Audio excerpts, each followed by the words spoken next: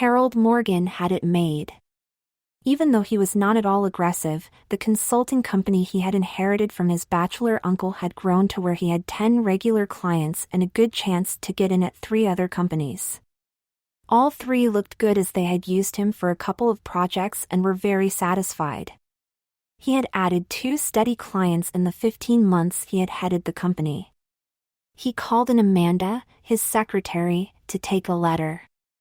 Amanda came in and he reveled in her excellent shape.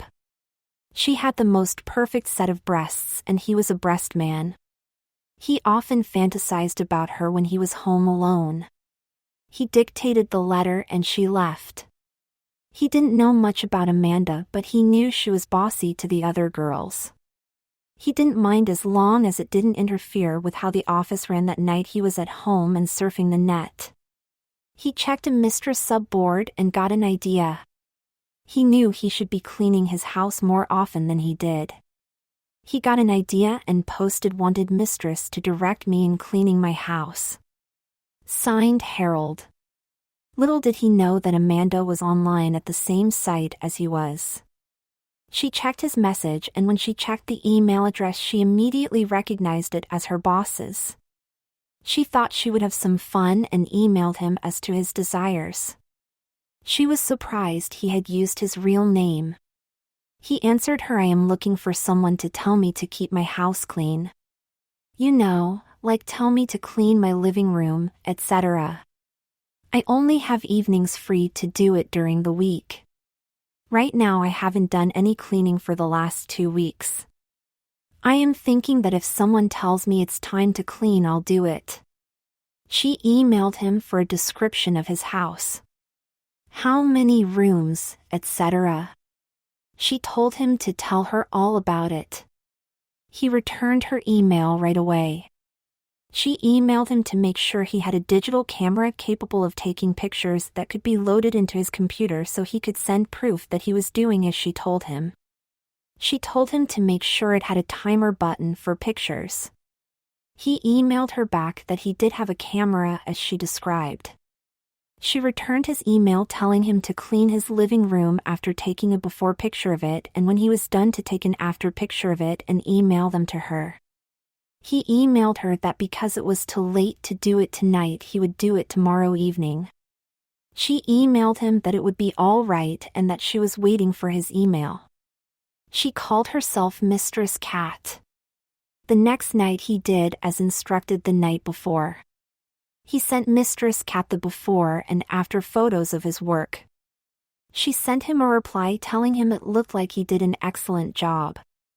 She said cleaning was a woman's job and he should get some panties to wear while he cleaned.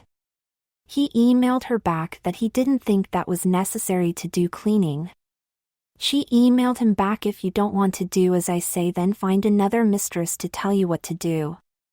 If you want me to continue, I suggest you go to Walmart and get at least 6 pair of the most feminine panties you can find. When you email me the pictures of you in them, I will continue to tell you what to clean. I will await your answer." He thought about it and decided it would only be in his own home and no one else would ever see him in them, so he headed for the store and picked out 6 pair of the laciest panties he could find. He got home and took pictures of himself wearing each of them and sent it to Mistress Cat. Mistress Cat emailed him back that he should take a before and after picture of his bedroom. She also told him that he should buy 5 or 6 long-line black bras to wear while he was doing it. She suggested getting front hook ones. She told him to get some black pantyhose, preferably the floral design ones, to wear while cleaning. She suggested he get more than 1 pair in case he put a run in them. She wanted a picture of him in his new cleaning outfit. Next night he took the before and after pictures and also sent her one of him wearing the panties, bra and pantyhose. She was ecstatic when she received them. She emailed him, "It looks like you did a great job on your bedroom. From your pictures it looks like you have a little pouch in front. Go buy a small black girdle and send me a picture of you wearing it. If there is a dress barn store in your area, go there and buy at least 5 of the most feminine dresses you can find. You should be properly dressed to do cleaning. Pick up some at least 3-inch heels to wear while cleaning. Get colors to match your dresses.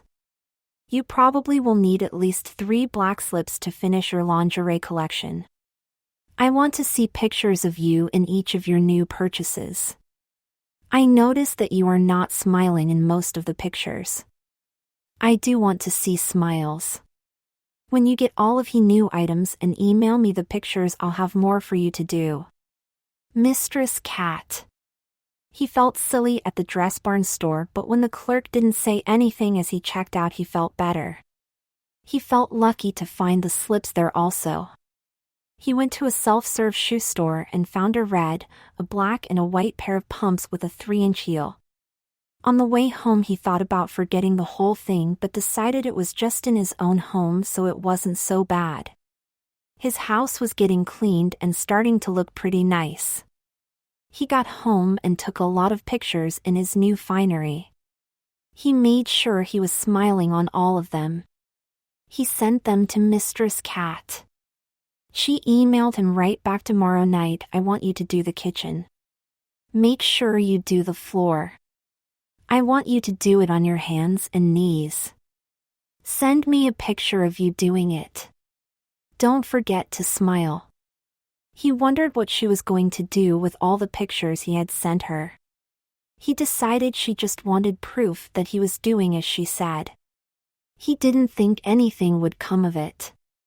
The next night was Friday and he did the kitchen counters and the floor. He set the camera on a chair seat and got a good picture of himself doing the floor. He finished the kitchen and took the after picture. Then he emailed the pictures to Mistress Cat. She immediately emailed him back telling him tomorrow he was to do the laundry and clean remaining 2 bedrooms. He was to email her pictures of him doing the chores ordered. He emailed her that he had plans for the weekend and would do it Monday evening. She emailed him to do it tomorrow or she would be very upset. He figured he could do it after his round of golf with the guys. He emailed her that he was going to change his plans for tomorrow. She knew she had him right where she wanted him. The next morning he went golfing and played one of his best games. The guys were surprised when he left right after, saying he had important plans. They laughed and told him to have a good time. He got home and changed and started the laundry, taking a picture of himself putting clothes in the washer. He then went to do the 2 spare bedrooms. He took 2 pictures in each bedroom besides the before and after pictures. When he had finished, he sent her all the pictures, telling her he had done everything she had asked. She emailed him back, "It looks like you are doing everything I say. I am glad you can follow orders so well. Now, I want you to keep those clothes on for the rest of the day. Send me a picture of you making supper." He emailed her back asking if he could take the girdle off, as it was very uncomfortable. She replied telling him to keep it on, that was the only way he would get used to it.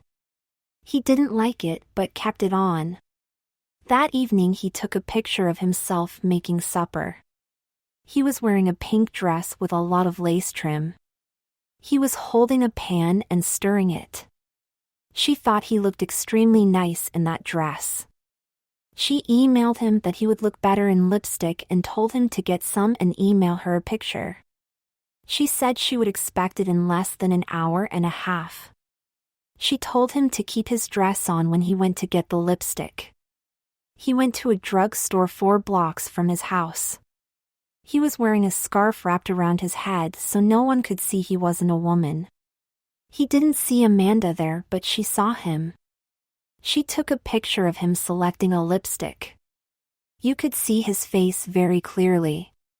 He was relieved when the cashier didn't take a good look and didn't say much to him as he purchased the red lipstick. Amanda laughed to herself as she wandered down the aisle. She had never thought she could control someone like that. She enjoyed the feeling of having that kind of power over someone. She knew she could take it further. She wondered just how far she could take it. He wondered why she would tell him to wear lipstick, then decided she was just testing him. He returned home and applied the lipstick. He liked the way his lips felt with it on.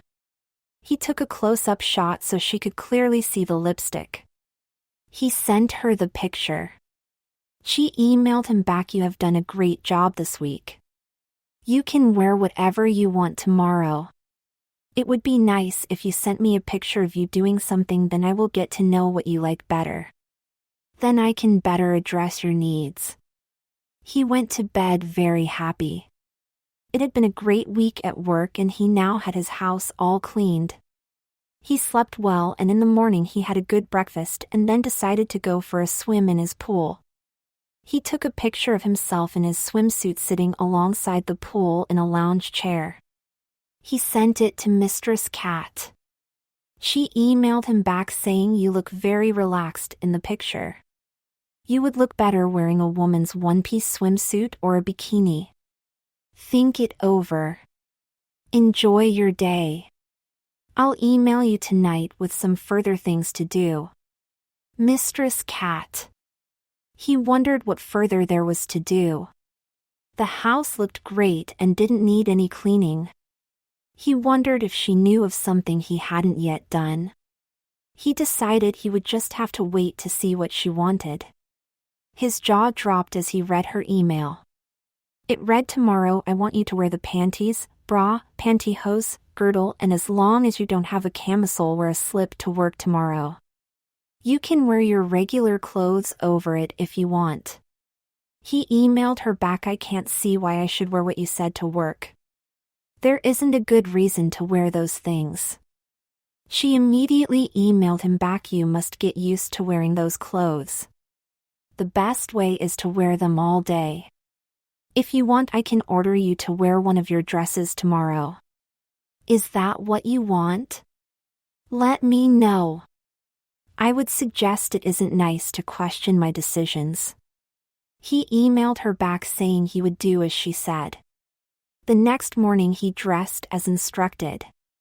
He had all the underclothes on, and when he put his tailored white shirt on, it felt a little tighter than normal but not bad. He pulled his pants up his legs and delighted in the feel of the nylon being rubbed against. He arrived at work and Amanda said good morning to him as usual. She didn't say anything about seeing the outline of his underwear through his shirt. He had her come in a couple of times to dictate letters to her, and she didn't say anything about how he was walking differently now. She thought it must be the tight girdle he was wearing that made him walk differently. He was glad when the day ended. He was never so glad to get home in his life. The first thing he did was get that girdle off. He ate a light supper and went on his computer. He was checking his emails and saw one from Mistress Cat. It read, "How was your day? It wasn't so bad, was it? Did anyone say anything about what you are wearing?" He emailed her back telling her his day wasn't so bad. No one had said anything about what he was wearing. However, the girdle was killing him all day. He sent it and it seemed almost immediately he received an answer from her. It read, "Wear the same thing tomorrow. Tomorrow take your secretary to lunch. It will give you a chance to get to know her better. Let me know if this is a great problem." He emailed her that it wouldn't be a problem. He wondered why she was so interested in his secretary. He decided that all women stick together and that was probably why she said to take her to lunch. The next morning he dressed as instructed. When he arrived at work, Amanda greeted him like she always did. He asked her to bring him a cup of coffee and she agreed. She brought the coffee into him and he said, "Amanda, you have done an excellent job for me. Would you like to go for lunch today? We can go to Hopkins Steakhouse. They serve an excellent business lunch." "Yes, I would be happy to go for lunch with you." "What time?" "We'll leave about 10 to 11. They start serving at 11 and we'll probably be the first customers." She left and he didn't see her until it was time to go for lunch. He drove, and when they arrived they were seated in a corner booth that was very private. He didn't notice she was carrying a large bag. She was studying the menu. He said he knew what he was going to get. She handed him a loose-leaf binder and told him to look at it while she studied the menu. He opened it and his jaw dropped. He saw the pictures he had emailed Mistress Cat. He asked what this was all about. "Well, if you don't want everyone including our customers to see them, then you better do as I say. You can call me Mistress Cat if you want." The waitress came and they ordered. Amanda handed him the large bag and told him to go change into what was in it. She told him to peel the backing off the breast forms and stick them exactly where they go because they don't come off without taking the skin with them. She told him he better hurry to get back before the food arrived. He got up and took the bag and went to the men's room. He was glad it was empty. He went into the handicap stall and started to take the clothes out of the bag. He was surprised to find a bright red dress in the bag. He put the breast forms in his bra cups after removing the backing on them. He put the red dress on and then saw the wig in the bag. It was a long honey blonde on with lots of curls. When he had it on, he noticed it came to the middle of his back. He put the red heels on that he found in the bag. He checked the bag and found all that was left was a red purse. He put his wallet in the purse and then put his old clothes in the bag. He got back to the booth and sat down. The waitress came with the food almost immediately. After she left, he asked what this was all about. "Well, I figure when we get back you are going to announce that I am the new president and chief operating officer replacing you. You can tell them you are going to change your lifestyle and need more time to concentrate on those changes." "What if I don't do as you say?" "What are you going to do?" "I'll see that every employee gets their own copy of everything there and that all of our clients get one also. Some may stay, but my guess is that you will lose more than stay. You can do as I say or you can sink on your own decision. Which will it be?" "I am not going to back down. I mean everything I say." He thought a moment. Then said, "You win, I guess. I never knew anyone could be so low as to blackmail themselves into a better job. Well, that's the way it is in the business world. You have to be bold and take bold steps if you want to get ahead. I am ready to be bold and take the bold steps necessary. You wait and see, I know I can improve business. All you have to do is push the right buttons like I am doing to you right now." He ate his lunch and couldn't taste it. He wondered what was going to happen. He was trapped.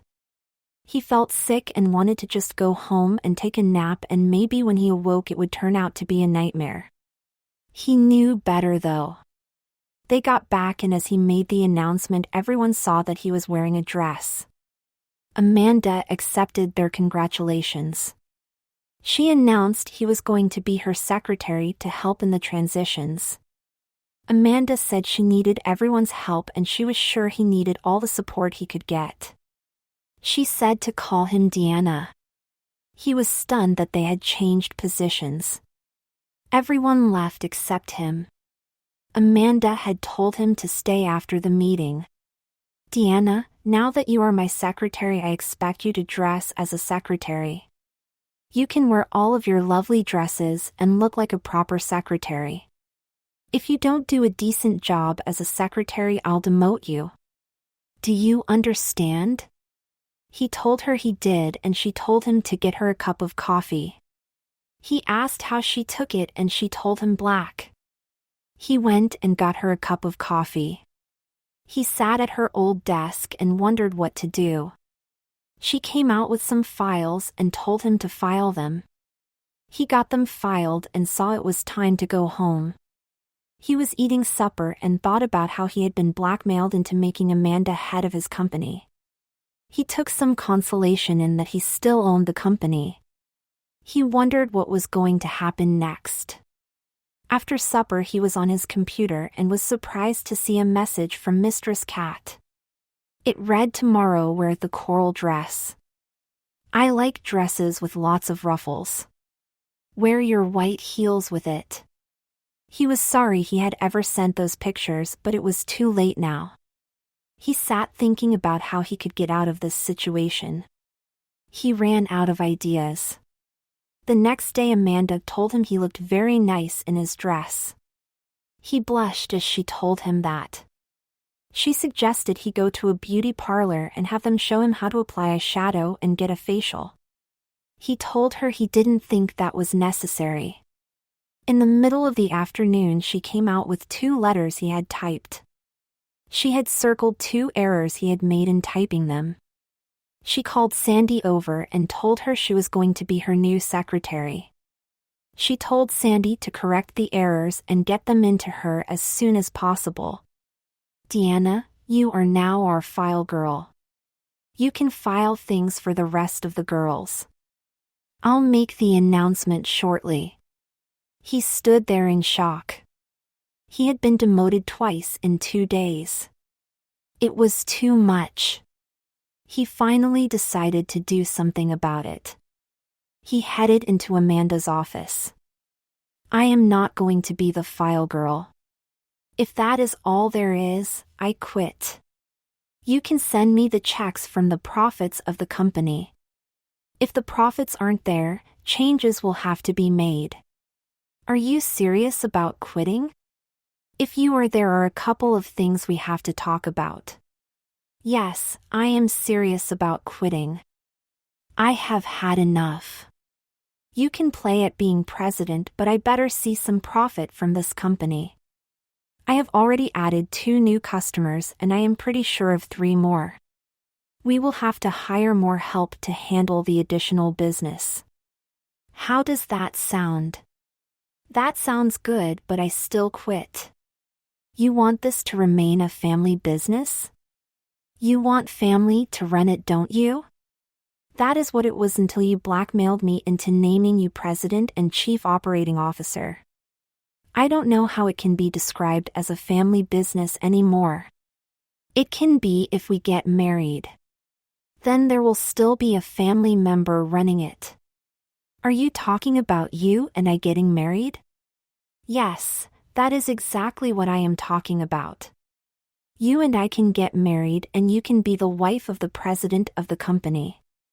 He had never thought he would ever be able to marry someone as pretty as she was. She was bold and demanding, but it might not be so bad. He knew he had a thing for her even with what she had done to him. Her boldness made him think she possibly could be a good balance for him. She took some money from the petty cash. In fact, she cleaned it out. She told him to come with her. She took him to a discount jewelry store and picked out 2 matching engagement sets. She took 1 ring from its box and handed it to him. "Deanna, will you marry me?" He put the ring on his finger and told her yes. She took his face in her hands and gave him a big kiss on his lips. She told him they would go tomorrow to find a wedding gown. When they were back in the office, she told him to go home and make room for her things. He went home in shock over what had all happened. That evening his doorbell rang and it was Amanda with suitcases and boxes of things. She came in and immediately took over. He was amazed at how well she was organized. She took her clothes to the bedroom and as she emptied 1 box with her things she filled it again with some of his shirts and slacks. When he asked what she was doing, she told him that his dresses and her dresses would fill the closet. He asked if she thought he was going to continue to wear dresses. "Of course you will. What do you think the wife of the president of the company is going to wear? I want to see you in pretty dresses all the time. I thought that was only a figure of speech. I thought you were talking like you were going to work and I was going to take care of the house. That sort of thing. I guess we have to have a long talk. I want to tell you about myself, then maybe you will understand me better. Go ahead, I'm listening. I want you to know I am not happy about how you took the presidency of my company from me. Well, I have to tell you about me, then you can decide what you really want to do. My mother died when I was born. Some sort of childbirth defect, so I never knew her. My father raised me as best he could all alone. We were never close to any of our family. In high school I knew I was different from a lot of the girls. I had no interest in boys at all. I had an interest in a couple of girls, but they never knew it. You see, I am a lesbian. So I decided the only way I could ever get married is to marry a she-male. You just happened to fall into it. I knew you were different, but I never had any sexual attraction to you until I saw you in those pretty panties. I fantasized about you then. When I saw you in your bra and stockings, I knew I was in love with you. You see what I'm saying? You are saying you love me, but only if I wear dresses and women's things. Am I right? Yes, but there is more.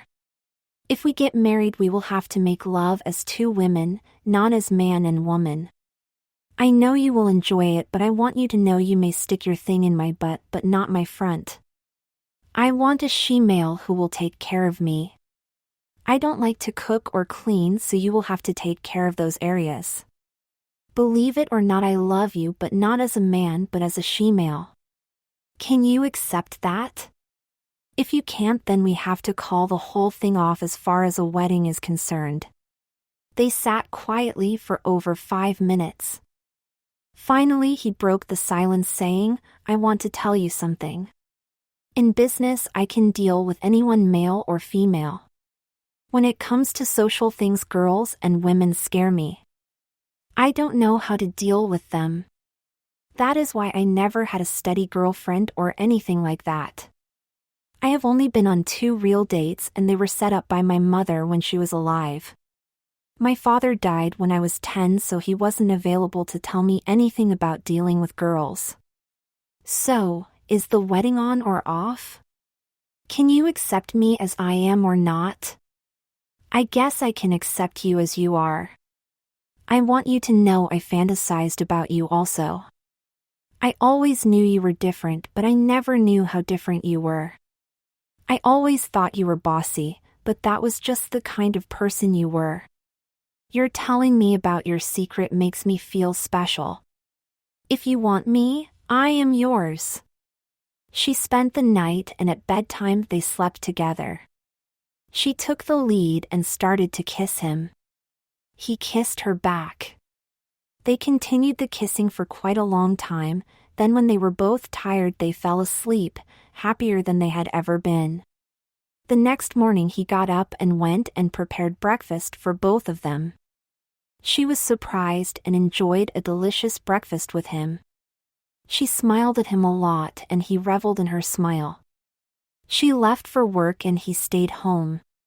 In the middle of the morning she called and told him she was picking him up in 10 minutes to go for a bridal appointment. She picked him up and drove to the bridal salon. She talked to the lady there for what seemed an eternity to him. Then the lady came and measured him. He thought she was measuring him for a tux for the wedding. She had him go into a large changing booth. Soon she came in with a wedding gown over her arm. She talked in a no-nonsense voice and told him to get his dress off. He was afraid and took his dress off. She helped him get the wedding dress on. She buttoned up the back. It fit a bit tight, but she said it was a perfect fit. She took his hand and escorted him out of the booth. When Amanda saw him, she said, "You look just dreamy. You look like a doll that should only be for display. I love you, and that gown is perfect for our wedding." They finally left the bridal salon and he said, "I thought I would be wearing a tux like most grooms do. Why do I have to wear a gown?" "Because you are going to be my bride. I thought you understood it last night. I already spoke to a woman I know who is a minister about marrying us. She can do it a week from this Saturday. I figure only the girls from work will be there so we can have it at your house by the pool. How does that sound? There won't be anyone there that hasn't already seen you in a dress. I know you will knock their eyes out in that gown. Deanna, please say it's all right, please. Oh, I guess it's all right. If that is what you really want, I'll do it. It's just that I hadn't really thought about all the angles of what you told me last night. I know you have a lot to learn, and I'll try to answer your questions before you ask them. I am so happy you are doing this for me. You make me the happiest person in the world. He felt strangely good about that. He wondered what he was getting into, but he hoped it would turn out for the best. When she dropped him off at home, she kissed him with such passion that he forgot he was wearing a dress and kissing the woman he was going to get married to. When he got inside and looked in a mirror, he saw his lipstick was all smeared. He repaired it, and when he turned, he caught sight of the skirt swirling out. This fascinated him, and he twirled a couple of more times, watching the skirt billow out. It felt kind of nice in a way he didn't understand. He was glad she wasn't insisting on his wearing that girdle anymore. Late in the afternoon, he started supper. He became alarmed when she wasn't home when he figured she would be. Thankfully, supper wasn't ready just then. The longer he waited, the more worried he became. Finally, she came waltzing in, a big smile on her face. He was relieved and told her so. She said she'd made a stop on the way home and that she had a surprise for him. They sat down to eat, and she told him about the day at work. It seemed everything was going good there, so he was happy. He still had lingering doubts about her, but he was afraid to bring them up. She talked about the wedding and how she was looking forward to it. She asked about renting an arch for the wedding, and he agreed it would be nice. When she mentioned getting flowers to decorate the arch, he thought that would be great too. As he was doing the dishes, he thought about all that had happened to him. He thought it wasn't so bad wearing dresses, though they did have an unconventional relationship. He decided to try to enjoy it as much as possible. It could be worse. As he thought about Amanda, he realized he was falling more in love with her. He had never thought he needed a strong woman, but now he realized that was exactly what he needed. He smiled to himself as he thought that this wasn't so bad after all. He went into the living room and sat down. He wanted to talk about their relationship but was afraid to bring it up. She talked about how they were going to hire 2 more people to help carry the workload. He told her he was thinking about that also. Suddenly she surprised him, saying, "In that sleeveless dress your underarm hair looks tacky. You should remove all of your hair from your neck down. Let's do it right now. Go get undressed and come into the bathroom and we'll get started." He was standing in the bathroom and the lotion she had put on him was starting to sting pretty good. She told him to get into the shower and rinse the lotion off. He was never so glad to get into a shower before. He was surprised to see how much hair he lost.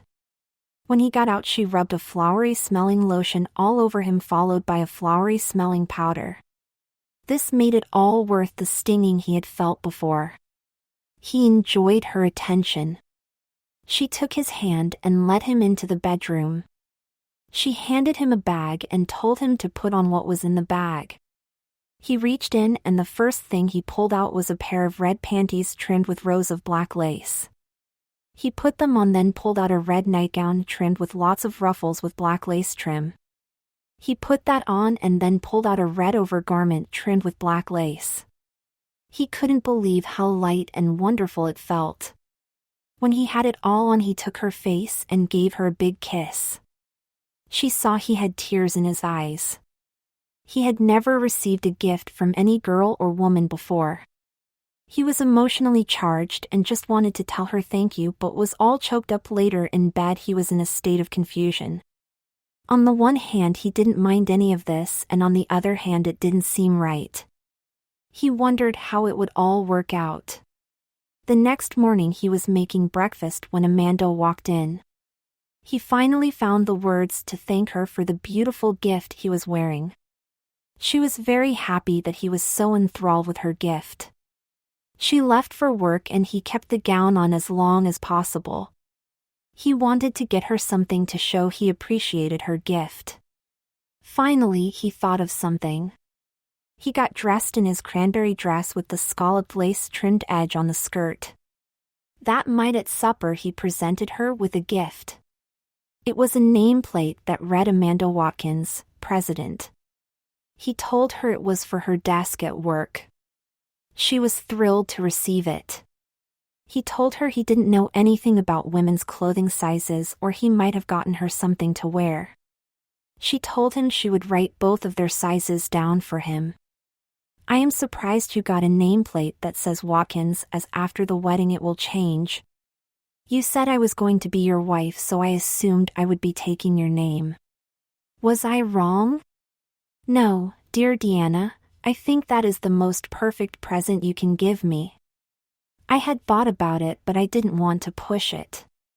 You just made me the happiest person in the world. I love you.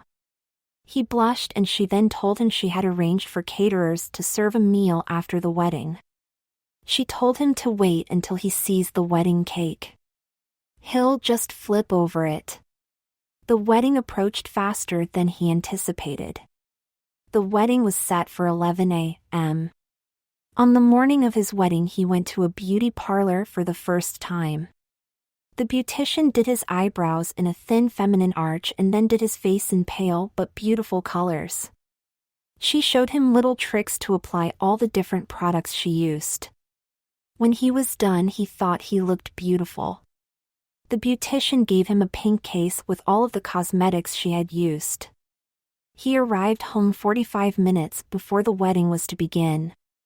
Sandy offered to help him get his gown on. He accepted her offer and when they were in the bedroom she started to help him. You know, when you made Amanda head of the company I thought it was a big mistake, but she really has a great business sense. She has the office purring like a modern machine. She lets you know exactly what she expects and if you need help she makes sure you get it.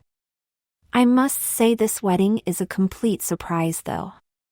I never thought it would happen the way it did, he replied. But I am glad things are working out the way they are. I didn't realize that I loved Amanda until we were already planning the wedding. She is the best thing to ever happen to me. I am glad for both of you. You have really surprised me with all of your changes, but now that I look at you it is as if you were like this all your life.